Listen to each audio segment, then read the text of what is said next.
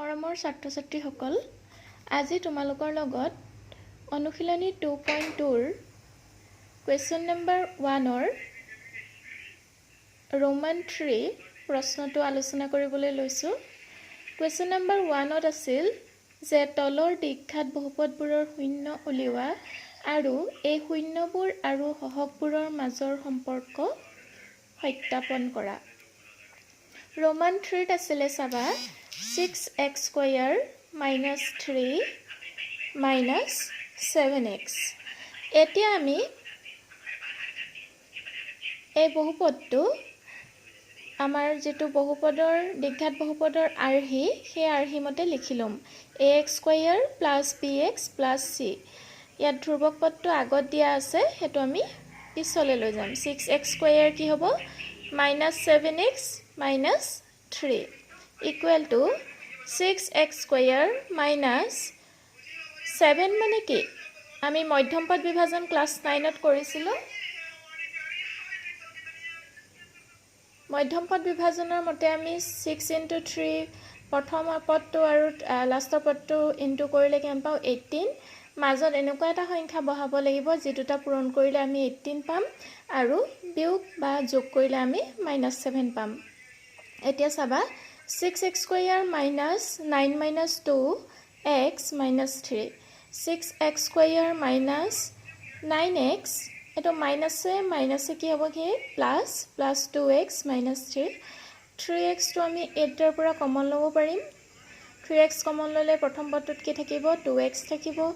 ইয়াত 9x আছিল গতিকে 3 থাকিব প্লাস ইয়া দুটাৰ পৰা আমি কি কমন ল'ম 1 2x minus 3। এতিয়া চাবা 2x minus 3 দুইটাতে আছে গতিকে উলিয়াই দিলো আৰু কি থাকি গল 3x plus 1।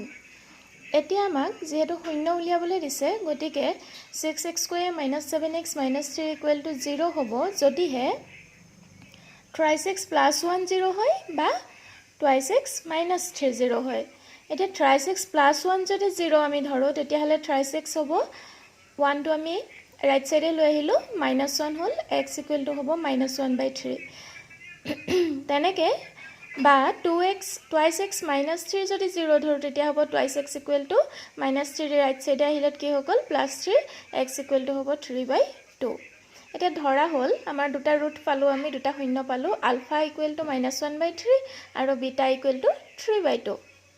এতিয়া চাবা আলফা প্লাস বিটা যদি আমি কৰো -1/3 plus 3/2। আমি 3 আৰু 2 ৰ এলসিএম ললো লসাগু ললো কিমান পাম 6। আমি ইয়াত 3 এ 6 ক কেবাৰ যায় দুবাৰ যায় 2 into -1 মানে -2 প্লাস 2 ৰে 6 ক তিনিবাৰ যায় 3 into 3 9 কিমান হল 9 -2 মানে 7/6। তেনেকে আলফা ইনটু বিটা কৰিলে আমি কিমান পাম -1/3 into 3/2। 3 কেনসেল যাবলে কি থাকিব -1/2। Since এতিয়া আমাৰ সমীকৰণটোত আমি পাইছিলো যে আমি ax square plus bx plus c ৰ লগত যদি কম্পেয়াৰ কৰো ইয়াত a ৰ ভ্যালু হ'ব 6 b ৰ ভ্যালু হ'ব -7 আৰু c ৰ ভ্যালু হ'ব কিমান -3।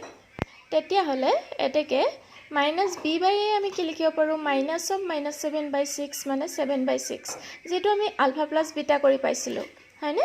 তে c/a কি হ'ব -3/6 c ৰ ভ্যালু -3 a ৰ ভ্যালু 6 তেতিয়া হলে কি হ'ব -1/2 যেটো আমি পাইছিলো আলফা ইনটু বিটা কৰি। গতিকে আমি কি পালো আলফা প্লাস বিটা আমি গম পালো যে কিমান হয় -b/a আৰু আলফা ইনটু বিটা হয় c/a।